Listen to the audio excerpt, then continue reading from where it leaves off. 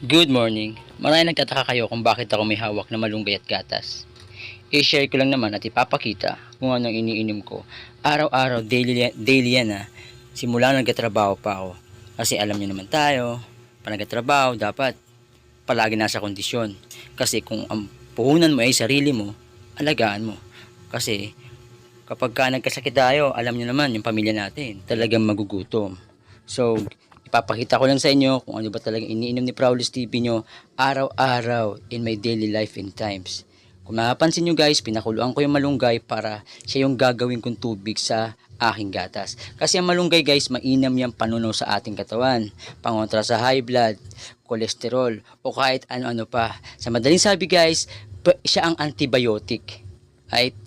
Antibiotic. Sa maniwala kayo sa hindi, ginagawa ko to araw-araw in my daily life and times. Imagine nyo, may 4 na akong anak ngayon.